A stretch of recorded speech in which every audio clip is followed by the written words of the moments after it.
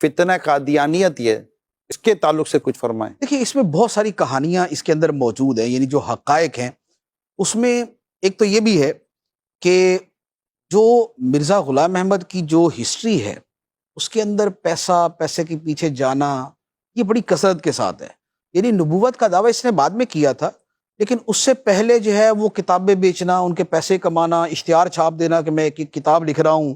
اور وہ ایسی کتاب ہوگی کہ جناب ایسی ویسی تیسی، تو لہذا مجھے پہلے سے اگر پیسے دے دیے جائیں تو یہ بہت اچھی چھپ جائے گی۔ لوگوں نے پیسے دیے، اس نے کتاب ہی چھاپی۔ تو ایک تو جو مال کا معاملہ تھا اس کے ساتھ، یہ اس کے یوں کہہ لے کہ حب مال جو ہے اس نے بھی اس کو تباہ کرنے کے اندر کردار ادا کیا، اور اسی وجہ سے جب اس نے یہ دعویٰ کر دیا تو اس کے بعد تو پھر جو اس کے ماننے والے تھے اور انہوں نے اس کو جیسے رکھا وہ آپ سمجھ سکتے ہیں کہ جناب کسی کو نبی مان لیا تو اب اس کے بعد اس کے لیے کیا کیا نہیں کریں گے وہ۔ تو اب یہ جو اس کا وہ مالی معاملہ تھا وہ بڑا یعنی اس کے اعتبار سے بڑے شاندار طریقے سے حل ہو گیا۔ ایک تو یہ ہوا۔ دوسرے نمبر پہ مرزا کے ساتھ لٹرلی مرگی کا پرابلم تھا، اس کو دورے پڑتے تھے، اور یہ خود اس کے جو ماننے والے ہیں انہوں نے اس کی حالات زندگی کے اندر یہ بات لکھی ہوئی ہے کہ حضرت جی کو جو ہے وہ دورہ پڑا، اور اب وہ جو دورے پڑتے تھے تو پھر جو اس کے اثرات اور جو چیزیں ہوتی ہیں وہ ساری کی ساری اس پہ واقع ہو گئیں۔ اچھا، تیسرے نمبر پہ یہ ہوا کہ وہ زمانہ یہ زمانہ وہ تھا کہ جس کے اندر جو ہمارے ہندوستان کے قابضین تھے ان کو ضرورت تھی خود مسلمانوں کی طاقت کو منتشر کرنے کی، اور اس سے اچھا مہرا کوئی نہیں۔ کیونکہ اس نے کیا کیا، اس نے ایک تو حکومت وقت سے وفاداری کے جو ہے وہ کتابیں جاری کی،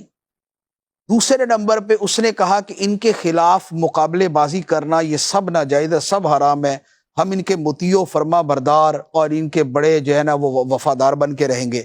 اب اس سے بڑھ کے اور بندہ کیا چاہیے تھا ان کو؟ تو اب اس کے میسج کو انہوں نے پھیلایا، اس کو عام کیا۔ اب ایک طرف جو اس کے ماننے والے تھے وہ وفادار ہوئے،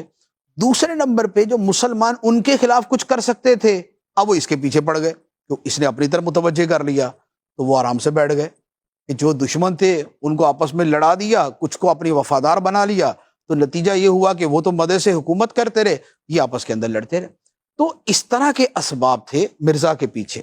پھر اس کے ساتھ یہ تھا کہ اس نے جب اس نے نبوت کا دعویٰ نہیں کیا تھا اس سے پہلے یہ بھی ذرا چلے ولے کیا کرتا تھا، اور چلوں کے اندر یہ ہوتا ہے کہ بعض اوقات کچھ ایسی چیزیں جو مکاشفات کی صورت ہیں وہ سامنے ظاہر ہوتی ہیں، لیکن جو کشف ہے یہ تو کافر کو بھی ہو سکتا ہے۔ کشف حقانیت کی دلیل نہیں ہے، یہ تو بڑی واضح سی جو ہے وہ ہمارا اسلامی عقیدہ ہے کہ یہ